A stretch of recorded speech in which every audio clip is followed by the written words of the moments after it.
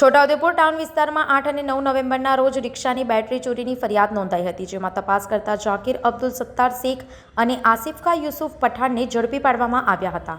Police પૂછપરછ દરમિયાન બંને આરોપીઓએ બેટરી ચોરીની કબૂલાત કરી હતી અને ચોરી કરેલી બેટરીઓ વેપારીને વેચી હોવાનું ખુલ્યું હતું.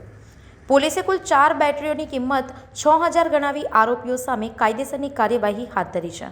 છોટાઉદેપુર ટાઉન પોલીસ સ્ટેશન ગુના રજી નંબર 1560/25 બીએસની કલમ 305C મુજબની ફરિયાદ તારીખ 21/12/25 રોજ દાખલ થયેલ, જેમાં ફરિયાદી શ્રી રાજુભાઈ માનસિંહભાઈ નાઓની બજાજ કંપની રિક્ષામાંથી અજાણા ચોરીસમાં બેટરી ચોરી કરીને લઈ ગયેલ, જે અનડિટેક ગુનાના કામે છોટાઉદેપુર ટાઉન પોલીસ સ્ટેશનના સર્વેલન્સ ટીમ તેમજ પોલીસ માણસોએ તપાસ કરતા બાતમી હકીકત મળેલ કે નજરબાગમાં રહેતા જાકીરભાઈ અબ્દુલ સત્તાર તેમજ બરફ ફેક્ટરી બાજુ રહેતા આસિફ યુસુફભાઈ પઠાણ નાઓ ગુનો આચરેલ હોય જેવી હકીકત આધારે તેમની પૂછપરછ કરી તપાસ કરતા તેઓ ગુનાની કબૂલાત કરી કુલ 4 બેટરીઓ કબજે કરવામાં આવેલ અને આ બેટરી તેઓએ ભારમલ ટ્રેડર્સના માલિક મોહમ્મદભાઈ ખુરશીદભાઈનો આપેલી, જેની તપાસ હાલ ચાલુ છે.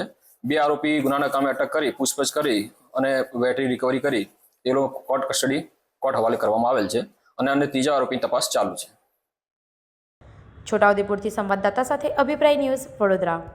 આવા જ વધુ સમાચારો જોવા માટે સબસ્ક્રાઇબ કરો અમારી યુટ્યુબ ચેનલને અને જોડાયેલા રહો ફેસબુક, ઇન્સ્ટાગ્રામ અને ટ્વિટર પર.